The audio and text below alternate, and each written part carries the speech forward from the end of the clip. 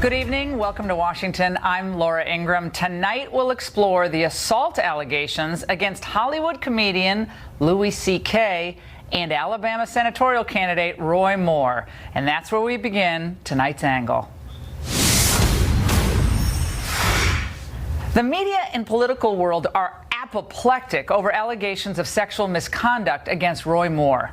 3 women allege that he had relationships with them when they were teenagers, and Moore was in his early 30s.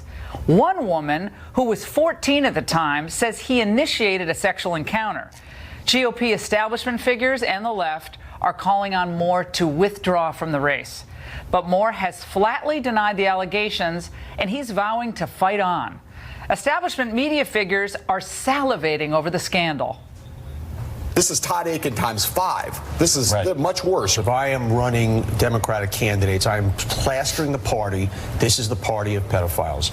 This is the party of physical abusers. So you make him one of the poster boys. Wait a second. The GOP is a party of abusers? I don't think they want to go there. I've got 2 words for you. Bill Clinton. Now, it was reported this week that another sexual degenerate, Harvey Weinstein, employed a guy, a private eye named Jack Palladino, and he was hired to collect dirt on his accusers. And by the way, you know who Palladino used to work for doing that same job? Bill Clinton, you got it. And then there's David Boies, the Democratic super lawyer who represented Al Gore and gave millions to the Clintons and to the Obamas, and was also employed by Weinstein. He, too, helped suppress stories of Harvey's misdeeds using what the New Yorker called a network of spies. And I haven't even gotten into the rape allegations against Bill Clinton. Of course, in the sex scandals involving Weiner, Spitzer, Barney Frank, need I go on? And the GOP is the party of sexual abuse? Get out of here. Last time I checked, Weinstein, Spacey, and Louis C.K. weren't exactly hanging out at CPAC. You see the left shield and protect their own to the very end. Oh, and by the way, Democrat Senator Bob Menendez is currently in the middle of a federal trial for bribery. And right now, no one, and I mean no one on the left, is calling for him to resign. By the way, when Chuck Schumer was asked about this recently, he just kind of refused to answer. He kind of moved on to the next question. And who can forget that after impeachment, remember that impeachment vote of Bill Clinton, the Democrats raced up to Capitol Hill right after the vote, and they held what was the equivalent of a White House pep rally for Bill Clinton. But the only thing they didn't have was balloons for that thing. And meanwhile, Republicans, they throw their candidates overboard the moment an allegation is made, even if it's 38 years old. Regarding Roy Moore, as I stated last night, he was not the candidate I supported in this race. I supported Mo Brooks. So my commentary doesn't come from a place of advocacy, but rather I want to lay out the facts as we have them. This is Moore himself answering the charges from our own Sean Hannity today on the radio. These allegations are completely false and misleading. I don't know Ms. Corpman from anybody. I've never talked to her, never had any contact with her. You understand this is 40 years ago. And after my return from the military, I dated a lot of young ladies. I don't remember ever dating any girl without the permission of her mother. Do you remember dating girls that young at that time? Not generally, no. If I did, I'm not going to dispute anything, but I don't remember anything like that. Let me go back to Korfman for a minute here, because this is the issue here. She gives specific instances. It never happened, and I don't even like hearing it because it never happened, and they're doing this a month away, 4 weeks away, after 40 years in public service. I've run 5 successful campaigns, statewide campaigns, 3 in the county. This has never been brought up. If you abuse a 14-year-old, you shouldn't be a Senate candidate. I agree with that, but I did not do that. And you can say unequivocally you never dated anybody that was in their late teens like that when you were 32? It would have been out of my customary behavior. That's right. In other words, you don't recall ever dating any girl that young when you were that old? I've said no. And you think that's inappropriate, too? That's what you're saying? Inappropriate, yes. Now, he did deny it, but some of the answers were a little awkward, particularly that one about asking mothers' permission to date their daughters. I mean, honestly, look, we don't know what went on almost 40 years ago, and there's no way to prove or disprove what these women allege. These are seedy and really horrible charges, and they're very, very troubling. But this is now a political question. It's not a legal question. Should Moore remain in the race? And would Alabama voters still support him? I asked my Alabama listeners on radio that very question today, and here's what they said. I'm definitely still voting for Roy Moore, and it's a hit piece. Roy Moore will win by an even larger margin now. Being attacked by the Washington Post is the equivalent of being endorsed by Donald Trump. We would rather vote for a man that has allegations against him that certainly come from a dubious source. We're not stupid. We see what's going on. We see this. They did the same thing to Donald Trump 30 days before the election. We had a board full of calls, the entire show on this topic, because we have a lot of listeners in Alabama. And I was really struck that not one caller said they would drop Moore. They wouldn't show up and vote for him. Not one. The timing of these allegations just weeks before the election is a little suspicious, to say the least. And the fact that the Washington Post, whose editorial board opposes Moore's candidacy and then some, is the source, and it's the source of the bombshell, should give us some pause. And that's the angle.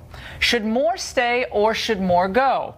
And what about the timing and the source of these allegations? To discuss this from Montgomery, Alabama, I'm joined by Terry Butts. He's a retired Alabama Supreme Court justice who once represented Roy Moore. And from Boston, Brian Maloney, the co-founder of MediaEqualizer.com.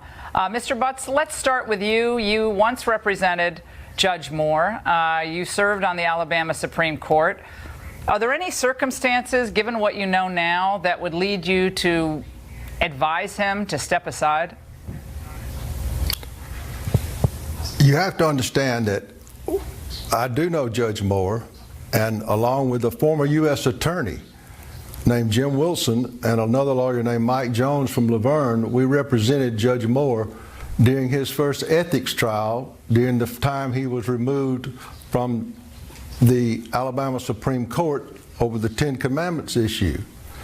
So we got to know Judge Moore very well at that time. And to specifically answer your question, you have to understand the people of Alabama are suspicious of anything that comes, what they think comes out of Washington, D.C. They're suspicious of Washington to begin with. And that's not to take anything away from these allegation that is serious, which it is.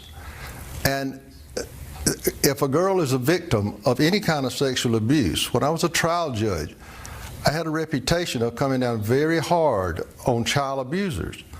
But people of Alabama will probably stand by Judge Moore, and he will be elected. And that is what is likely to happen in this instance, because they are not sure on the timing of this and whether or not it's a political hit piece. And that's one of the things that people are saying. And they don't look at it as necessarily as a moral issue as such necessarily, but whether or not it's just more politics or more of the same. Brian, I want to jump in with you on the media aspect of this and some of the substance as well. The media have such a case of aggressive amnesia. We had Juanita Broderick make a rape allegation against Bill Clinton, and it was difficult to find mainstream media outlets that would do much of anything with that. Yeah, they reported it initially in the New York Times. NBC ran a report. Lisa Myers actually pursued that. But it went away, and it was a rape allegation. This is rape. And so for these people to come on television this morning and say, oh, this just shows you, this is the party of abuse, this is the party of sexual abuse, get out of here. I mean, I listed the names of the Democrats who've had their own sexual problems, and most of them are not encouraged to resign, step aside, and often they don't even get a reprimand.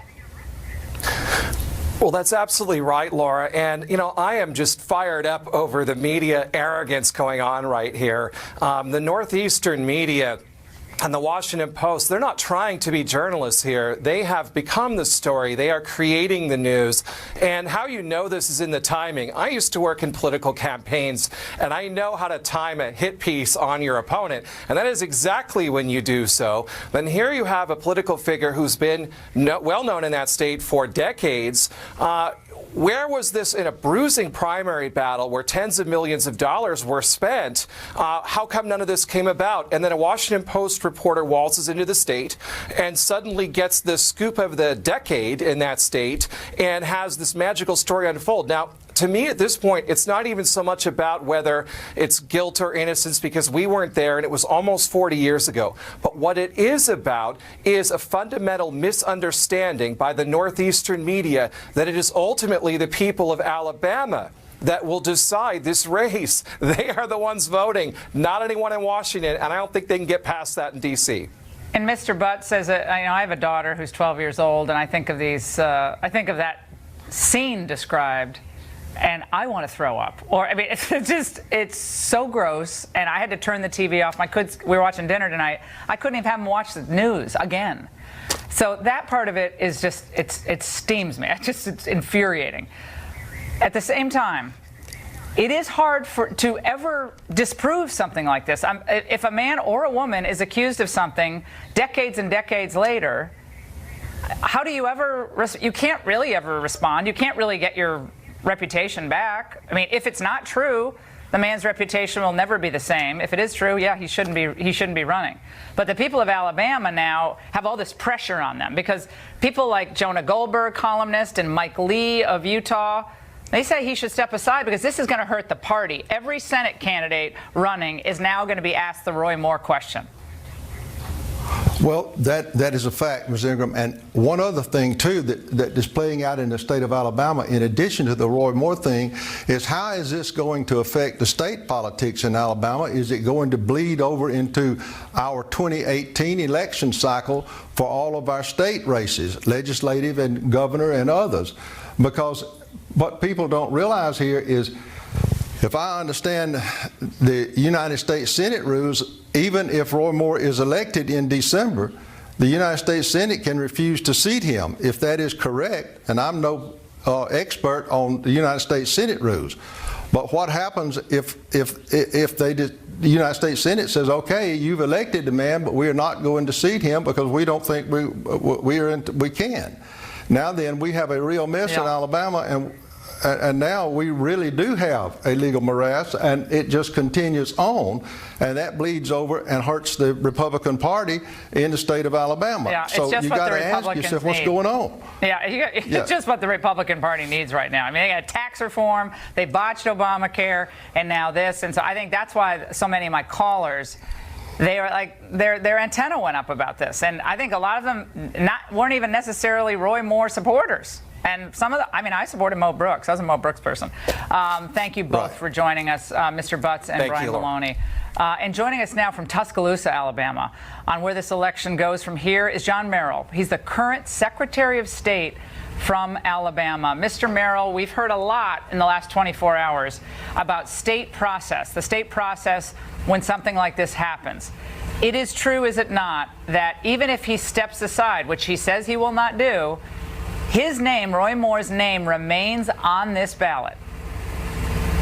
That's right, Laura. Even if Judge Moore decides that he wants to disqualify himself and not continue his campaign, at that point, it will not matter. His name will still be on the ballot. Even if the Republican Party decided that they would not formally continue with their support of Judge Moore as their nominee, as it was confirmed to our office on October the 11th, Judge Moore's name will remain on the ballot for the 2012, for the December 12th, 2017 special general election. And I understand that the governor today has entertained the idea of moving the election, but it was said that that would only take place if the White House gave its imprimatur to that move. Is that correct? Is that report correct? Well, a number of those issues remain to be explored because our code is very clear about certain issues that need to be addressed when it comes to those actual actions that will occur. That is one that is still up in the air, but one that is certainly being explored. Well, if in fact he does not step aside and there is a massive, like Lisa Murkowski style write-in campaign for, let's say, I don't know, Jeff Sessions or Mo Brooks. Jeff Sessions is the Attorney General, but maybe he goes back to be Senator. I'm just speculating.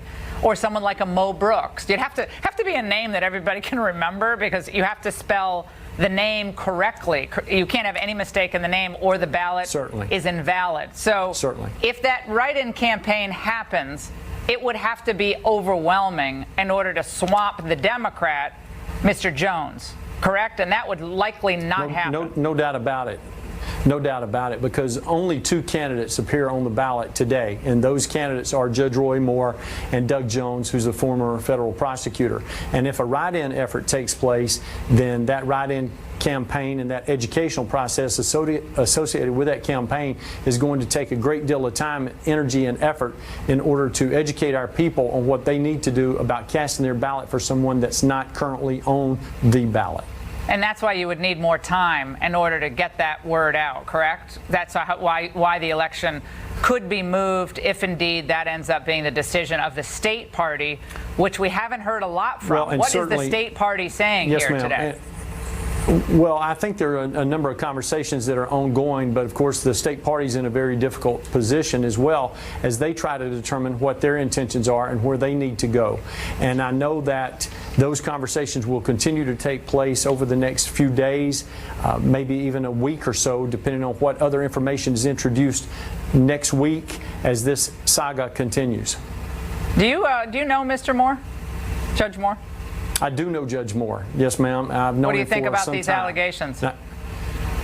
Well, I'm very surprised that this information has just been introduced. I think that's the most interesting part of it to me. I think it's odd that these revelations have just been introduced, considering the fact Judge Moore has stood for election 8 times in our state for different offices. He's been a public figure for more than 30 years in the state of Alabama. And it's very difficult for a lot of people in our state to believe that because of his history and because of the controversy that has surrounded Judge Moore and his public service, that this type of information is only now being introduced by someone. Of course, these charges are very, very serious, and they need to be given the full measure of vetting that would be necessary to determine their validity. And I think that most of our people are still convinced that in order for someone to be removed from the ballot, or to even remove themselves, or to have the state party consider He can't be removed from the ballot. That's the thing, and that's why the timing of this is interesting. He cannot be removed from the ballot. But to disqualify, to disqualify themselves from consideration for people not to vote for them, because those names cannot be removed. We're within the 76-day window. One more scenario, not to play like hypothetical here, but one more scenario. Let's say he does separate himself, or the Republican Party of the state separates itself from Judge Moore, and he also bows out. He still wins. Let's say he still has the most votes. That election is then null and void, correct? And the election results then go to the Democrat, correct? No. It doesn't go to anybody. Judge Moore disqualifies. That is correct. If Judge Moore disqualifies himself, or if the state party rescinds their nomination and their endorsement of him, and if those activities occur formally, that means we receive information in the office of the Secretary of State that would indicate that that is indeed the case, then at that point our election would be null and void, and we would have to hold a new election, and Senator Strange would continue to serve in that seat as the temporary appointment until another senator was duly elected and sworn in according to the Constitution. That would be quite something. We really appreciate this. This is a complicated process. We appreciate it so much. Thank you. And coming up, a stunning and revolting admission from comedian Louis C.K. and the cultural fallout. We'll be right back with the details.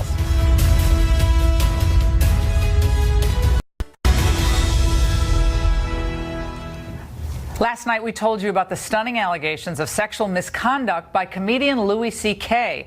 Well, now we can call those accusations facts after he released a statement admitting his misdeeds. Here's what he said. these stories are true. At the time, I said to myself that what I did was okay because I never showed a woman my without asking first, which is also true. But what I learned later in life, too late, is that when you have power over another person, asking them to look at your isn't a question. It's a predicament for them.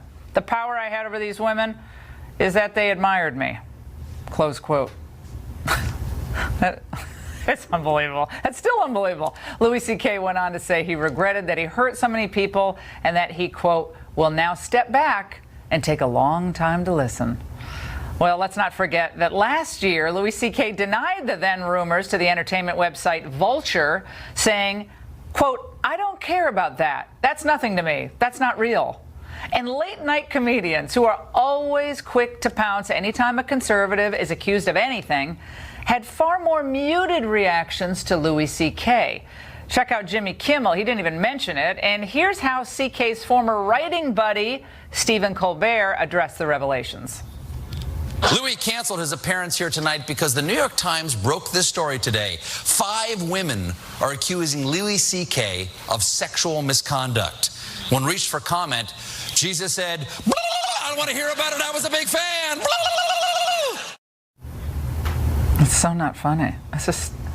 Joining us now for reaction from New York is stand-up comedian Jimmy Fallon, and from here in Washington to pick up with our conversation from last night, broadcaster and New York Times bestselling author Raymond Arroyo.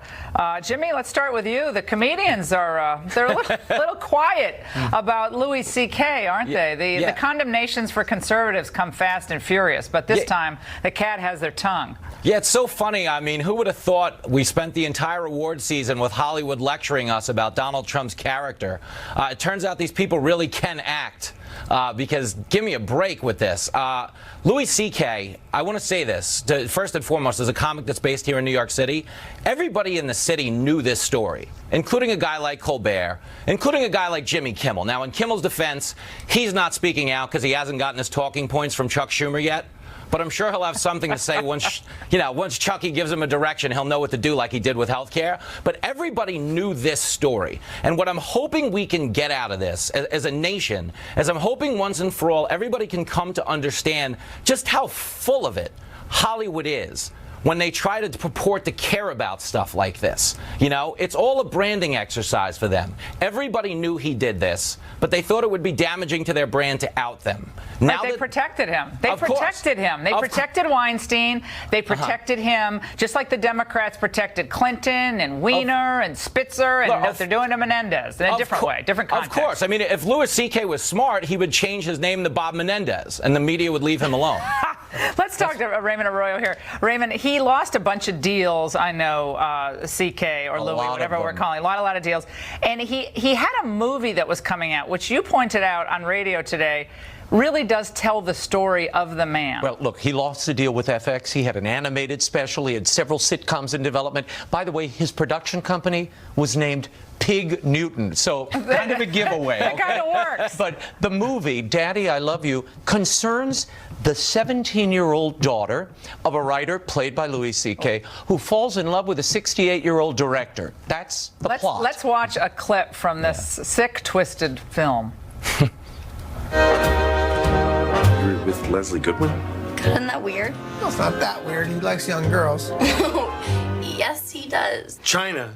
She is a child. She knows nothing. She's like a Disney princess on estrogen. She could do a lot worse. It's my daughter. China is a minor. A minor one.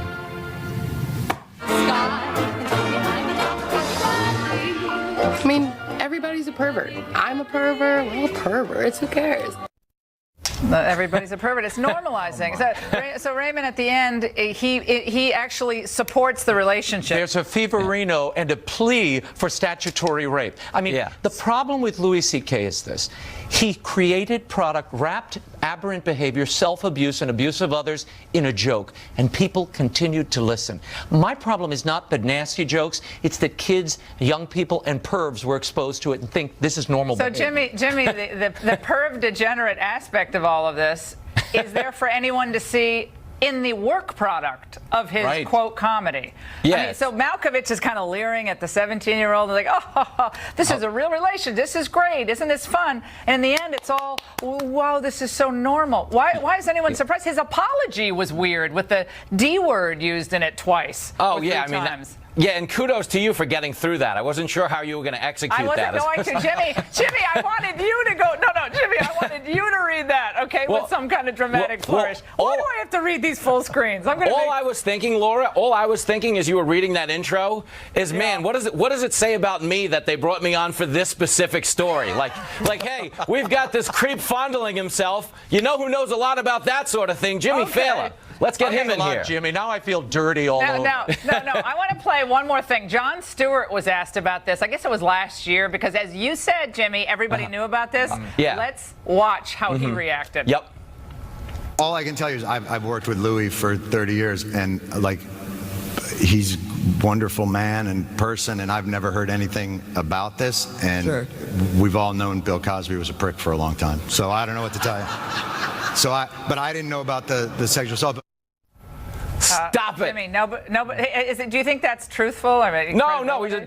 He is a total fraud. They all knew him really well. He and Colbert worked together going back to '96 on the Dana Carvey show, and he has written for Conan. They've been involved with each other for about 30 years. Everybody, I mean, think about this. I'm a comedian who works at Fox News. So if I knew about this, do you know how many people it had to travel through in liberal Hollywood to make it all the way back to me?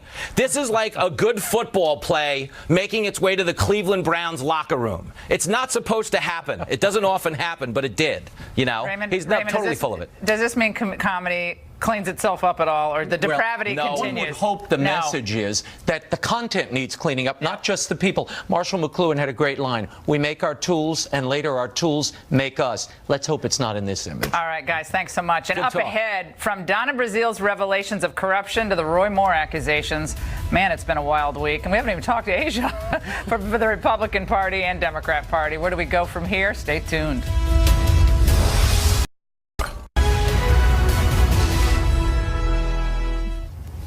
Thanks for staying with us. It's been a wild roller coaster week in the world of politics. Donna Brazil dropped bombshell after bombshell about running the Democratic Party during Hillary Clinton's doomed presidential campaign.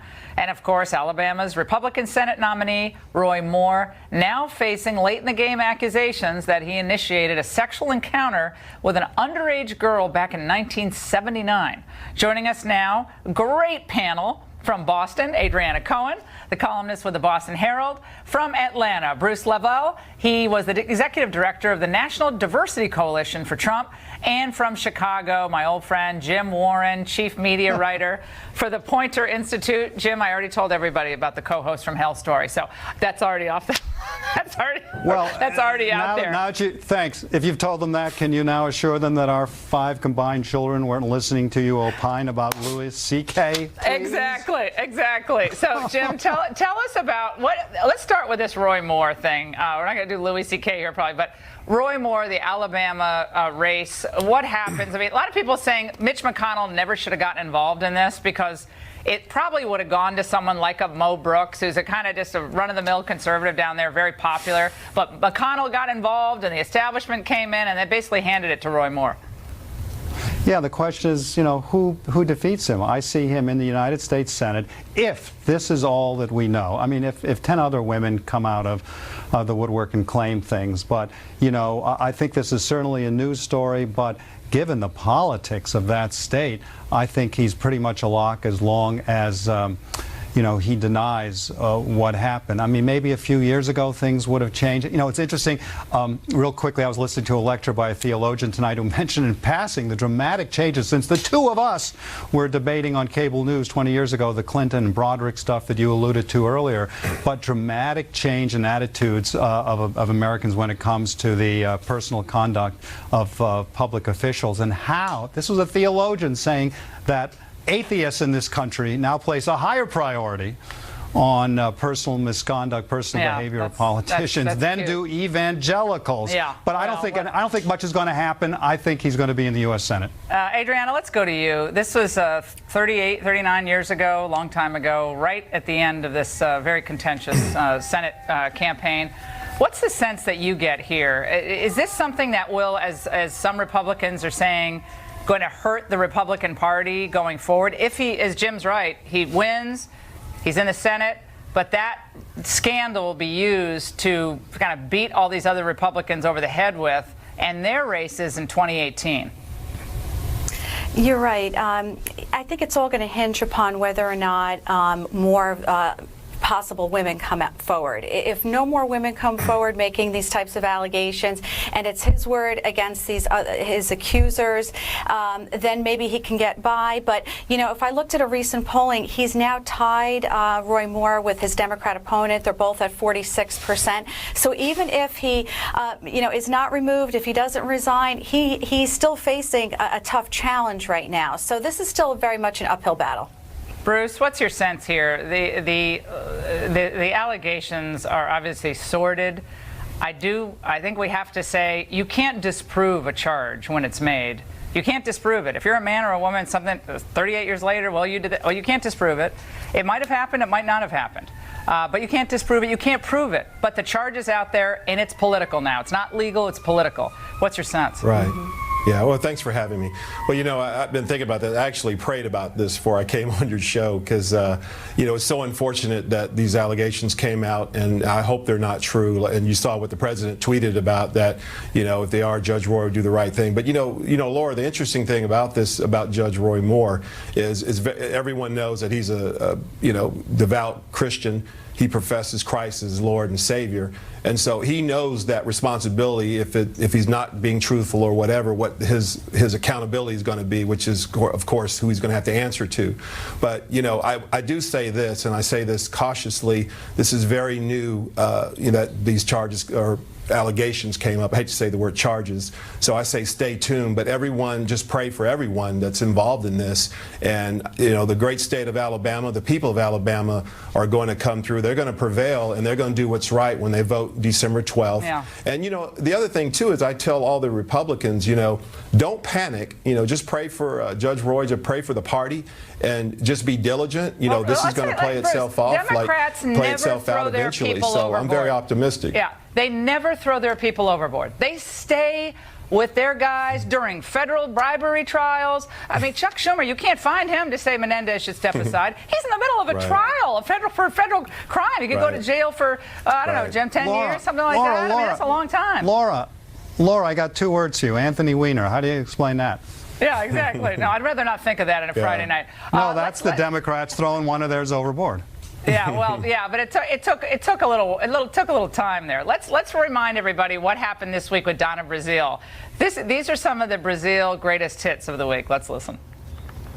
People who were making the decisions, even for the DNC, they didn't come and work with us. They told us to shut up and basically let them win the election. For those who are telling me to shut up, they told Hillary that a couple of months ago. You know what I tell them? Go to hell. I'm going to tell my story. It was a cult. I felt like it was a cult. You could not penetrate them. I used the word rigged. I did not like the cancer, okay? I call it cancer. Adriana, I'll say they don't throw one of their own overboard unless it's Brazile throwing Clinton overboard or the Clintons now going off after Donna. Very quickly, I want to get a quick take from each of you. Yes, absolutely. I mean, look, the bombshell she dropped is just incredible. I mean, Donna Brazile is a prominent Democrat. She's, a loyal foot soldier for the Democrat Party for decades. And for her to tell the American people, especially Democrats, that, the Hillary Clinton campaign did indeed rig the primary against millions of Bernie Sanders supporters. I mean, this is outrageous. I mean, who needs Russia when Democrats are rigging their own elections? I'd like a Democrat to explain that. Bruce, pithy. Well, I was thinking about this, Laura. Imagine if, God forbid, Hillary won the election. Where would Donna Brazile be now? In the White House? Probably in the White House. Would the book be out? With it's hard to give any credibility to Donna because, one thing about it, being a former chairman of a party here in Georgia, meddling in with the primary is very dangerous for the party. It's very dangerous anywhere across the country when you have several candidates in the primary and the leadership starts to favor one when there's several in the primary is a detriment to the party itself. It actually destroys the party. So essentially that's what happened to the DNC. You know, they got in there and Clinton infiltrated it and got in bed with a lot of the folks in there, pushed Bernie to the side, pushed others to the side, when the party should vet itself through by the people, Jim? for the people, Democrat or Republican. All right, let's get Jim last word. Jim, last words. We're out of time here. Quickly, Jim, does this do any lasting damage to the Democrat Party? No, and it's part and parcel a little bit of a civil war, but this is mostly personal. Here's revenge is a dish best served cold. I don't think this is terribly ideological. This is someone pissed off because a bunch of millennial kids in Brooklyn weren't returning her calls, and because she was the head of the Democratic National Committee, and as you know as well as anybody, those committee structures have gone basically bye-bye. They're dated. Yeah. She was unhappy that she wasn't getting the respect she thought she deserved. And having said that, my 8-year-old has a 7:30 a.m. soccer game Saturday. I fully assume tomorrow that she'll be there hawking that book. All right, guys, thanks so much. Have a great weekend. And up next, the president's critics claim he's been soft on trade during his Asia trip. Well, they should listen to what he had to say in Vietnam today. Back in a moment.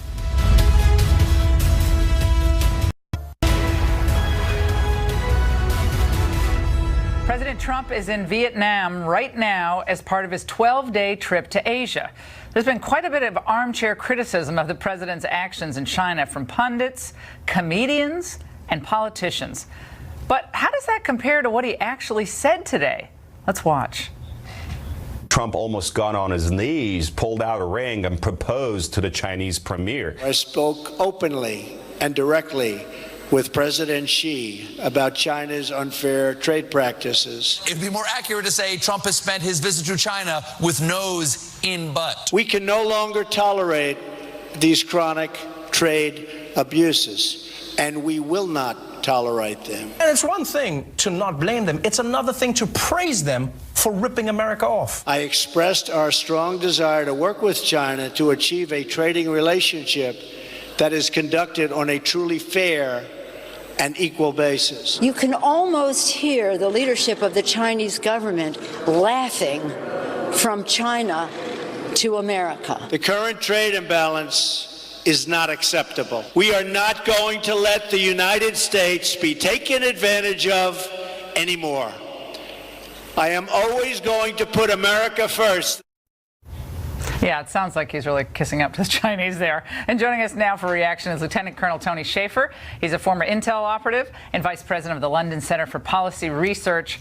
I knew when he was there with Xi, with all the pageantry, he was doing the Trump strategy. Right. And tell us about what your impression was about how he handled himself there and all of the armchair critics. Well, look, I liked his snark when he said, look, you took advantage of us. You better get over it and move on. I think it was a clear warning, and everybody completely here misinterpreted that.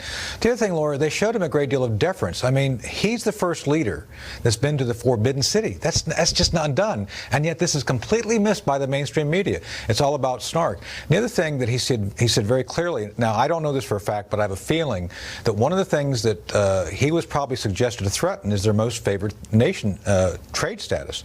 That's huge. I mean, if you start threatening how they are able to get money from us, and he's saying we need to balance things, that is in their face but in a polite way. So I would argue he's been hard to the point of where now he has to open up the door and say it's time to talk. An American president, at least not to my knowledge in my lifetime, has not ever gone to China and looked the Chinese leader in the eye and said, we're on to you. Right. We know what you're doing. Yeah. And I worked for President Reagan. Obviously China wasn't a member of the WTO back then, but in Clinton, Bush, didn't happen. Right. Didn't happen. So I think that was actually so refreshing, and he kind of said, "Oh, I don't blame you." And he goes over to Vietnam. You don't think the Chinese were watching him right when he lands in Vietnam? And it was happened at 3:30 in the morning. That's the other point I was going to make.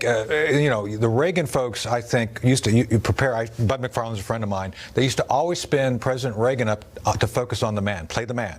And I think that's what President Trump was doing here. He's playing the Chinese leadership. He's got to play them. He can't play the issues.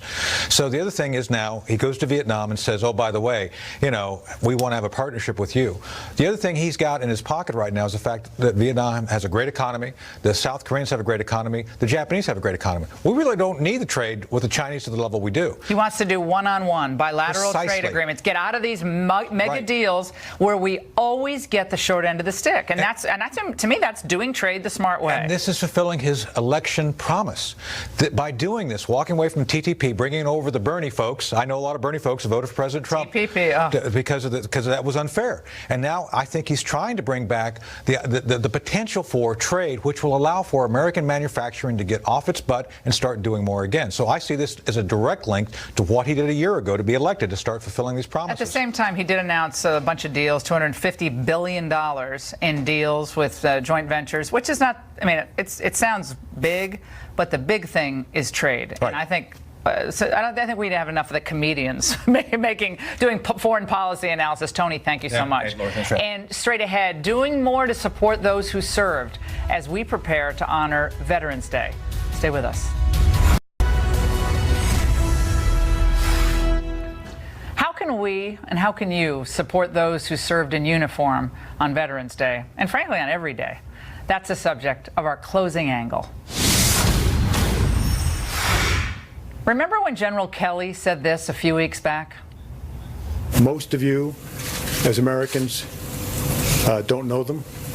Many of you don't know anyone who knows any one of them. But they are the very best this country produces. He's right, of course. Yeah, I know veterans, and most are too proud to ask for help, or they're too independent and successful to need it. On Veterans Day, I think of my father, who died on his 88th birthday back in 2013. There he is. He served in the Navy in World War II at age 17. I think we serve veterans by supporting groups that actually get help to the vets who need it. There are a lot of great groups out there. The Wounded Warrior Project, Homes for Our Troops, and Liberty USO, just to name a few. There are a lot of them. And I think we serve veterans by remembering their stories and telling their stories to our children. We serve them by teaching our kids real history, the true history of our battles fought and lost, not a sanitized version that gels with the politically correct mores of the day. Our heroes aren't found at the Oscars or the Grammy Awards. They're found in ceremonies for Medal of Honor recipients, like the one last month for Vietnam vet Captain Gary Michael Rose. After 4 days of constant engagement with the enemy, and after successfully destroying an enemy base camp, Mike's unit prepared to evacuate. When the helicopters arrived, Mike fought back the enemy as his fellow soldiers boarded the aircraft. He boarded the last chopper, limping up to the craft, while still warding off the enemy forces that were fast approaching.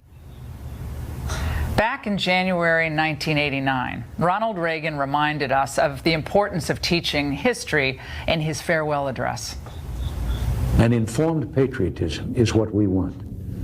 And are we doing a good enough job teaching our children what America is and what she represents in the long history of the world? Those of us who are over 35 or so years of age grew up in a different America.